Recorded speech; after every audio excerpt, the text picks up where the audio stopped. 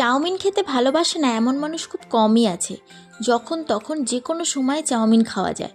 আমার তো খুব পছন্দের খাবার, আর সেটা যদি হয় ঘরে বানানো, তাও আবার মায়ের হাতে। তাহলে চলুন এক ঝলকে দেখিনি ভেজিটেবল চাউমিনের রেসিপিটা। প্রথমে শীতকালীন সবজি যেমন গাজর, ফুলকপি, বিনস, মটরশুঁটি, পেঁয়াজগুলি ছোট ছোট টুকরো করে কেটে নেব। আপনারা চাইলে বাঁধাকপিও দিতে পারেন, বাট আমি এখানে ইউজ করিনি। তারপর কড়াইতে সাদা তেল দিয়ে তাতে আদা কুচি, কাঁচা লঙ্কা কুচি দিয়ে একটু নাড়িয়ে চাড়িয়ে কুচনো পেঁয়াজগুলো দিয়ে হালকাভাবে ভেজে নেব। এরপর ওতে কেটে রাখা সবজিগুলো দিয়ে ভালো করে ভেজে নেব, নুন, সামান্য হলুদ আর 1 চা চামচ চিনি দিয়ে। এরপর একটা পাত্রে জল বসিয়ে তাতে নুন দিয়ে গরম করতে দেবো। চাউমিন সেদ্ধ করার জন্য মা সাদা তেল বা ভিনিগার ইউজ করে না, এমনিতেই ঝরঝরে হয়, আপনারা চাইলে দিতে পারেন। হালকা সেদ্ধ চাউমিনগুলো একটা ফুটো বাটিতে ঢেলে জলটা ঝরিয়ে নেব। এরপর ভাজা সবজিগুলোর ওপর সেদ্ধ চাউমিনগুলো দিয়ে হালকাভাবে নাড়িয়ে চাড়িয়ে ওতে সানরাইজের চাউ মিক্স মশলাটা অ্যাড করব, আর সবকিছু একসাথে ভালোভাবে মিশিয়ে নিলেই রেডি ভেজ চাউমিন। তারপর মনের মতো স্যালাড বা সসের সাথে গরম গরম চাউমিনের মজা নিন, আর চ্যানেলটিকে সাবস্ক্রাইব করে দিন।